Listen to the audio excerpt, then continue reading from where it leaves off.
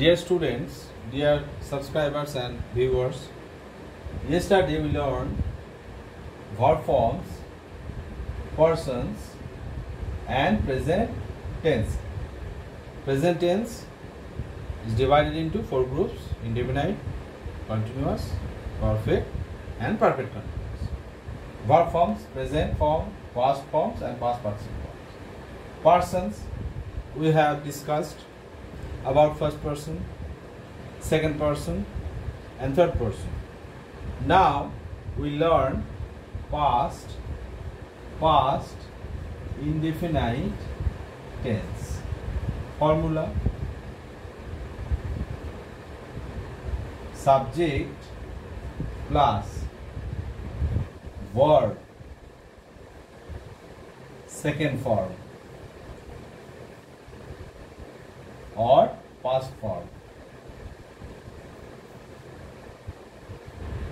Example: I wrote a letter. This is the past form. Or write verb past form হচ্ছে wrote. Next, he played football. Next, they went to market. They went to market. Played past form of play verb. Play verb past form হচ্ছে play. Went, go verb past form হচ্ছে went. তাহলে this is the formula. Now we'll discuss about past continuous tense. Past continuous tense, similar like present continuous tense. Subject plus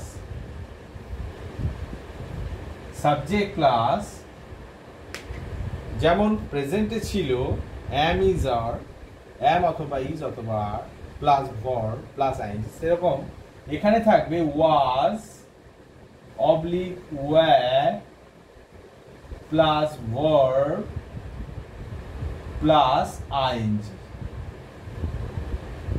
was অথবা were plus verb plus ing. যেমন এখানে সবসময় মনে রাখবে ভার্বের present ফর্মের সাথেই আইএনজি যুক্ত হয়। সবসময় মনে রাখবে ভার্বের প্রেজেন্ট ফর্মের সাথে। যেমন এখানে রোট আছে, রোটিং হবে না। যখন আমি আইএনজি ঢোকাবো তখন রাইটিং হয়ে যাবে। কি হবে তাহলে দেখি?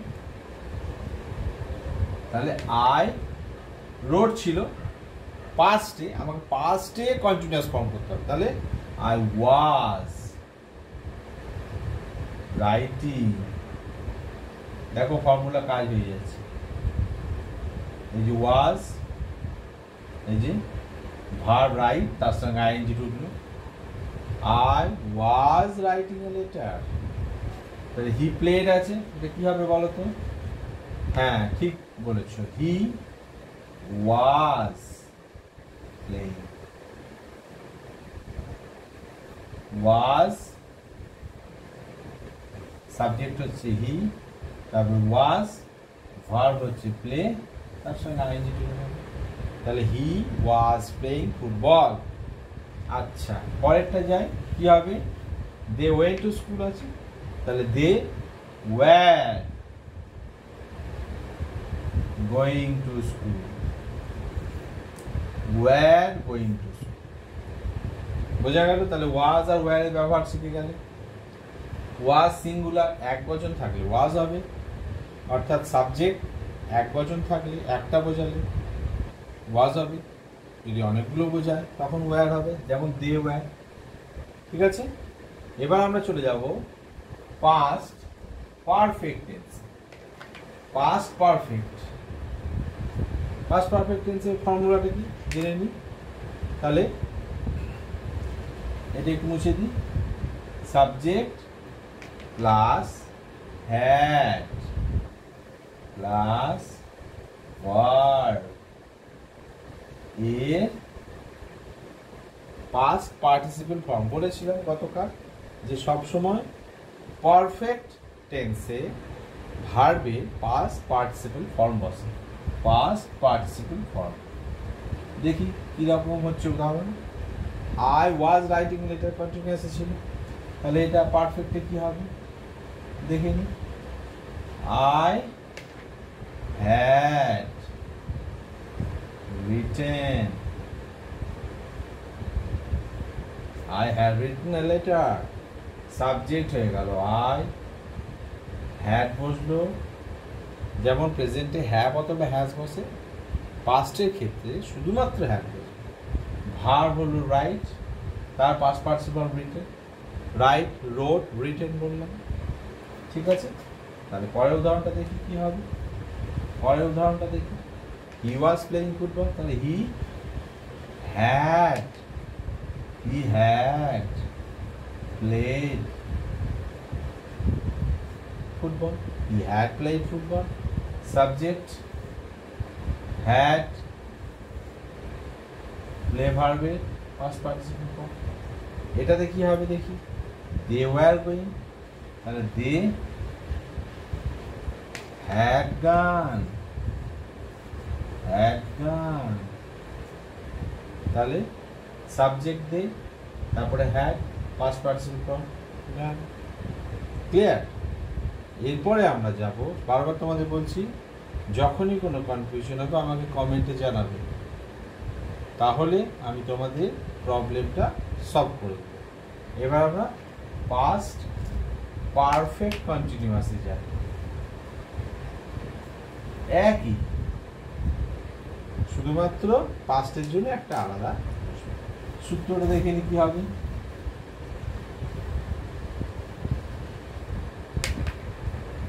Subject plus had plus been plus verb plus আইন প্লাস টাইম, একটা টাইম আছে যেমন প্রেজেন্টে শিখেছি। তাহলে I had written a letter কি হবে, I had been writing a letter, I had been writing a letter, I had been writing a letter for 1 hour, for 1 hour। আচ্ছা, এবার এখানে he had played আছে, he had been playing football for 1 hour, he had been playing football for 1 hour, বাকি the same। এখানে আছে they had gone to market, they had been going to market, they had been going to market for 1 hour। তাহলে এটা হলে past perfect continuous tense. পাস্টেরও 4টে tense আলোচনা করলাম, past indefinite, past continuous, past perfect, past perfect continuous। এবার আমরা যাব future tense.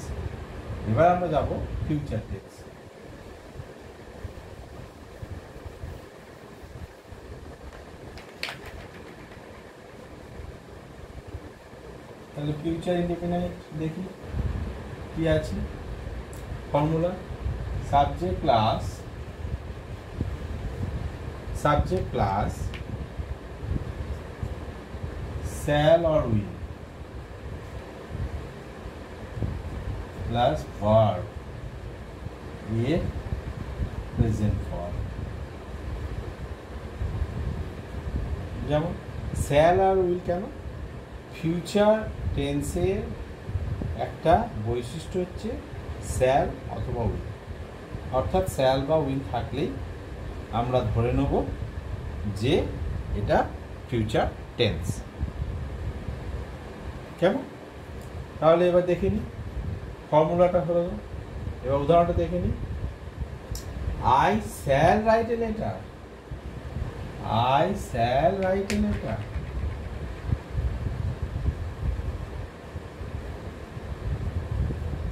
I shall write a letter.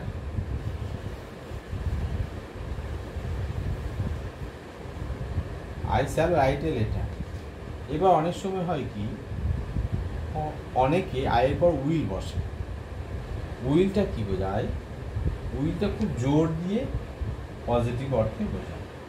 খুব জোর দিয়ে I will be the prime minister of India, আমি ভারতের প্রধানমন্ত্রী হব, অর্থাৎ খুব জোর দিয়ে বলা হচ্ছে। আচ্ছা, তাহলে হি হ্যাড বিন প্লেইং ছিল, এটা আমরা ফিউচারে কীভাবে দেখি? ফিউচার ইন্ডিপেন্ডেন্টে হি উইল প্লে ফুটবল। দেখো শর্ত মিলে যাচ্ছে, সাবজেক্ট হি, তারপরে স্যাল বা উইল, হি এর পরে উইল বসে, তারপরে ভার্ব, ভার্বের প্রেজেন্ট ফর্ম বাকি। ঠিক সেই রকম আই সাবজেক্ট, তারপরে স্যাল, আয়ের পরে স্যাল বসে, রাইট। কেমন? They had been going, they will go to market, they will go to market. তাহলে যখনই শব্দের ভার্বের শেষে ব, বে, বা থাকবে, ব থাকলে জানতে হবে এটা ফিউচার টেন্স। ঠিক আছে, তাহলে ফিউচার ইনডেফিনিট টেন্সে কাজ হবে। এবার future continuous, future continuous formula subject shall বা will plus be plus verb plus ING, অর্থাৎ মাঝে একটা বি ঢুকে। তাহলে আই শ্যাল রাইট এ লেখো, এটা আই শ্যাল বি রাইটিং এ লেখো, আই শ্যাল বি রাইটিং এ লেখা, আই শ্যাল বি রাইটিং এ লেখা, আই শ্যাল বি রাইটিং এ লেখা। তাহলে সাবজেক্ট হলো আই, তারপরে স্যাল, তারপরে বি, তারপরে রাইট ভার্ব, তারপর ING. Clear? He will play football, তাহলে he will be playing football, he will be playing football. একবারে সূত্র মিলে যাচ্ছে। এই সূত্রগুলো বারবার দেখে মনে রাখবে, একবারে জলের মতো হয়ে যাবে tense. They will go, they will be going, they will be going to market, will be going, will be going, এর পরে শ্যাল হয় না বলে গিয়েছে, শ্যাল বি রাইটিং। এটা হচ্ছে ফর্মুলা ফিউচার কন্টিনিউয়াস। এবার ফিউচার পারফেক্ট দেখি কি হয়। পারফেক্ট কি হবে? সাবজেক্ট প্লাস শ্যাল বা উইল, তারপরে হবে have plus verb এর past participle form। যেমন I shall have written a letter, I shall have written a letter, I shall have written a letter. তাহলে এটা he will be, he will have played football, he will have played football. একবার সূত্র মিলে যাচ্ছে, দেখে নাও। He subject, তারপরে shall বা উইল, তারপরে হ্যাভ, তারপরে ভার্বের past participle. They will be going ছিল, they will have gone, they will have gone to market। একবার সূত্র মিলে যাচ্ছে। কেমন? এবার future perfect continuous, future perfect continuous কি হবে? শুধুমাত্র I shall have been going, অর্থাৎ সাবজেক্ট প্লাস শ্যাল অথবা উইল হ্যাভ বিন, এখানে একটা বিন ঢুকবে, এখানে একটা বিন ঢুকবে, plus verb plus ING plus time. ঠিক আছে, তাহলে এখানে কি হবে? I shall have been, I shall, subject I shall have been written, writing, W-R-I-T-I-N-G, writing a letter for 1 hour. একবার সূত্র মিলে যাচ্ছে, ঠিক সেরকম ভাবে he will have been playing football, he will have been playing football. আচ্ছা, তারপরে এইটাতে কি হবে? they will have been going to market, they will have been going to market. সব সময় মনে রাখবে, অবশ্য আমি যখন ভয়েস করাবো তখন আবার একবার বলে দেব, পারফেক্ট কন্টিনিউয়াস টেন্স, অর্থাৎ সেটা প্রেজেন্ট হতে পারে, পাস্ট হতে পারে, ফিউচার হতে পারে। নো ভয়েস চেঞ্জ, কোনো ভয়েস চেঞ্জ হবে না। এটা এখন বলে দিচ্ছি, পরে ভয়েস চেঞ্জ যখন শেখাবো তখন। এই তিনটের ক্ষেত্রে কোনো ভয়েস চেঞ্জ হবে না। আর একটা কি হবে? Future continuously, no voice change. তাহলে এই তিনটের হলো প্লাস এইটা। ভয়েস চেঞ্জটা খুব গুরুত্বপূর্ণ, পরবর্তীকালে আমরা শিখব। তাহলে এখনো পর্যন্ত আমরা যেগুলো শিখলাম সেটা হলো, কালকে ক্লাসে শিখেছি verb forms, persons, present tense. আজকে শিখলাম future tense, past tense. Future টেন্সে 4টে ভাগ, পাস্ট টেন্সে 4টে ভাগ। তাহলে ক্লিয়ার? তোমরা এগুলো বারবার দেখবে, দেখে লেখার চেষ্টা করবে। পরবর্তীকালে যখনই আমরা অন্য কিছু ধরব, অন্য কোনো গ্রামার ধরব, তখনই কিন্তু সঙ্গে সঙ্গে রেফারেন্স দিতে হবে এই টেন্সে, সেটা তোমরা মনে রাখো। তাহলে তোমাদের আজকের ক্লাস এখানেই থাক, নেক্সট ক্লাসে আবার আলোচনা করব। তবে একটা জিনিস বারবার বলছি তোমাদের, যখনই কোনো সমস্যায় পড়বে অবশ্যই আমাকে কমেন্ট করবে, আমি তোমাকে হেল্প করবই।